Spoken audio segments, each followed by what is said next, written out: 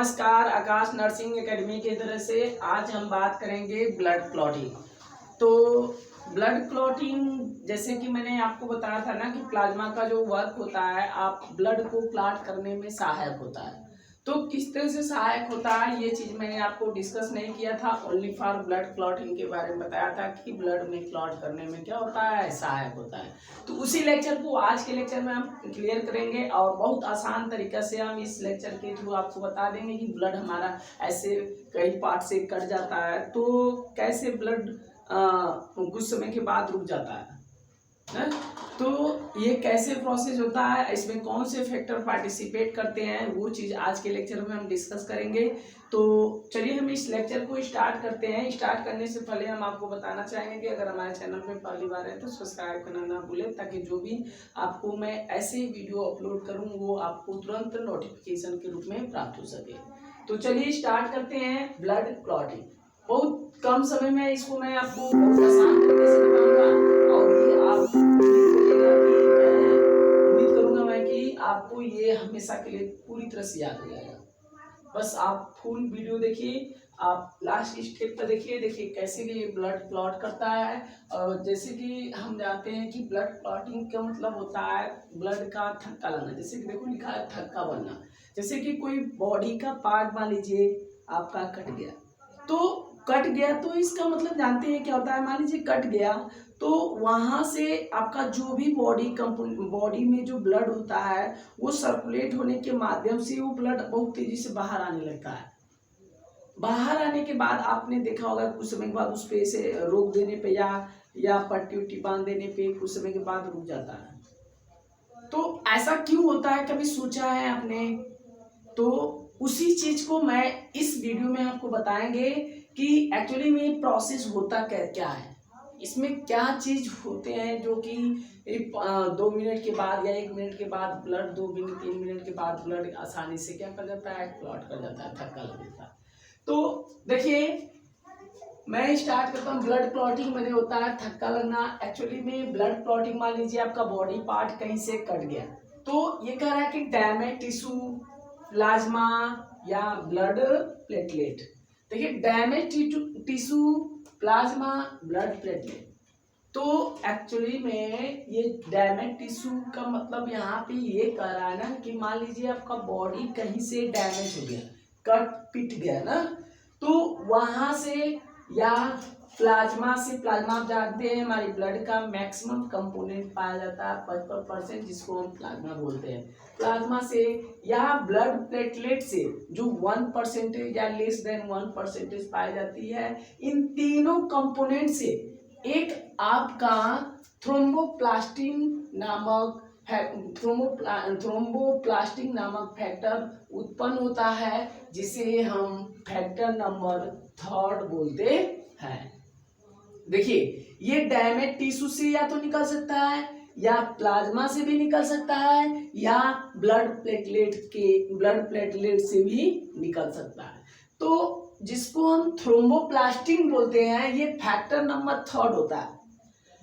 Factor number फिलहाल में आप ये इस वीडियो में आप जानिए कि कौन सा फैक्टर, ये फैक्टर नंबर कौन सा है, ये फैक्टर नंबर कौन सा है। नेक्स्ट वीडियो में हम आपको बता देंगे कि ये किस तरह से फैक्टर आपस में कन्वर्जन कर हमारे थ्रोम्बोप्लास्टिन बनाने में कैसे सहायक होते हैं, या फाइब्रिन कौन से फैक्टर कैसे कन्वर्टर एक्टिव या इनएक्टिव कैसे होता है, वो नेक्स्ट वीडियो में हम आपको डाल देंगे। तो देखिए इतना बस केवल जानते रहिए कि फर्स्ट स्टेज में ये जनरली आपका जो ब्लड क्लॉटिंग होता है वो 3 स्टेज में होता है। Stage number 1, stage number 2, stage number 3। तो स्टेज फर्स्ट में जानते हैं क्या होता है। स्टेज फर्स्ट में डैमेज टिश्यू या प्लेटलेट या प्लाज्मा, इन तीनों कंपोनेंट से आपका फैक्टर नंबर 3, जिसको हम थ्रोम्बोप्लास्टिन बोलते हैं, ये रिलीज होता है।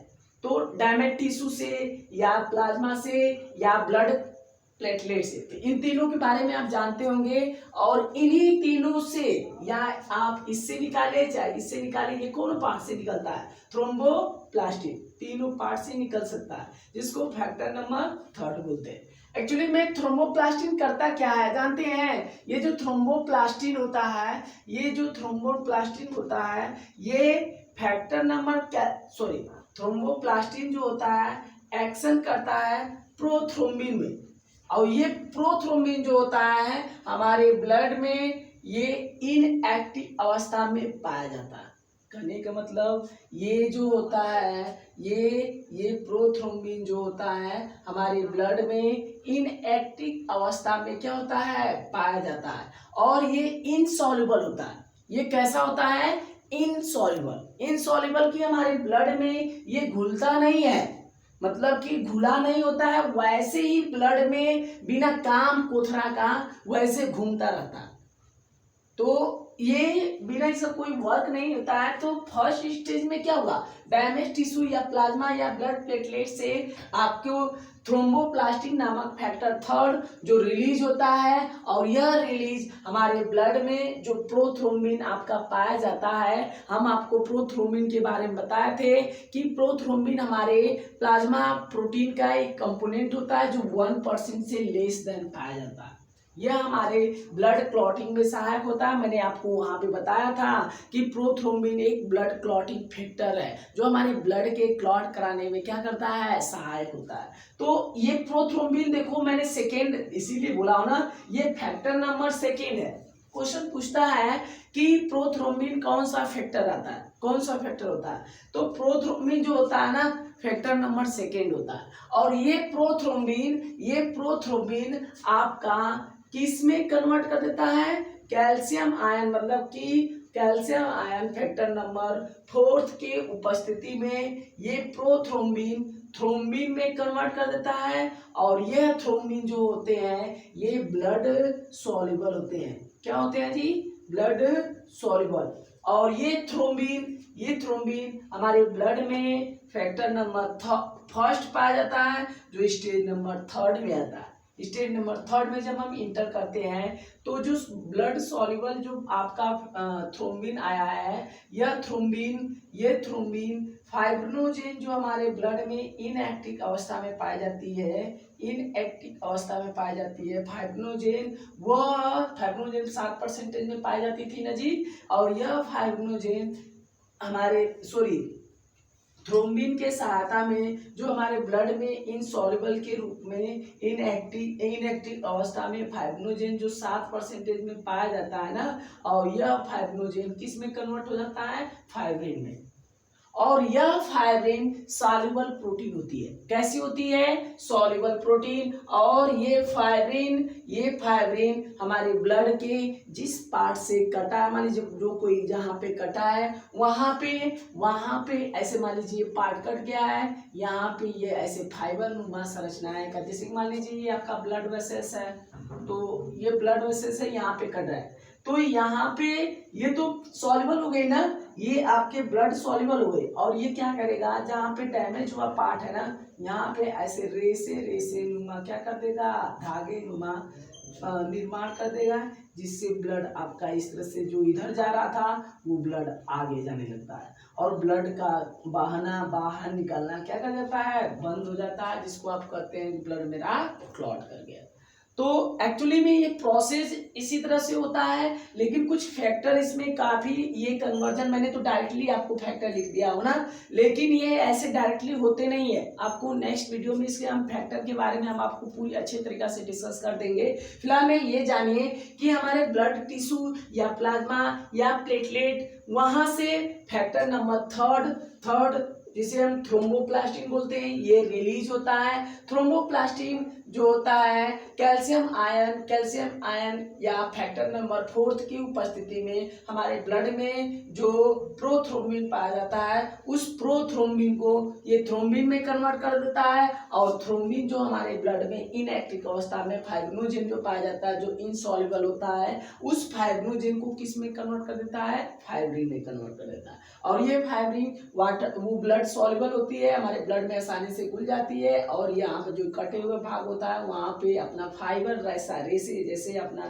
निर्माण कर देती है। और जब रेसे ये रिपेयरिंग कर देगा, वहाँ पे आपका टिश्यू को रिपेयरिंग कर देगा, तो आपका ब्लड का जो बाहर निकल रहा था जिस रेट से, उस रेट से क्या कर जाएगा, बंद कर जाएगा। तो इसी प्रोसेस को हम बोलते हैं ब्लड क्लॉटिंग। बहुत कम समय में आपको क्लियर हो गया होगा। और ये चीज़ उम्मीद की होंगे कि आपको पूरी तरह समझ में आ गया होगा। तो नहीं समझ में आया, जैसे कि मान लीजिए देखिए डैमेज टिश्यू का मतलब जहाँ रप्चर हुआ भाग से क्वेश्चन पूछता है थ्रोम्बोप्लास्टिन कहाँ से रिलीज होता है। तो थ्रोम्बोप्लास्टिन जनरली 3 जगह से रिलीज होता है, या तो आप डैमेज टिश्यू बोलिए, या तो प्लाज्मा बोलिए, या तो ब्लड प्लेटलेट बोलिए।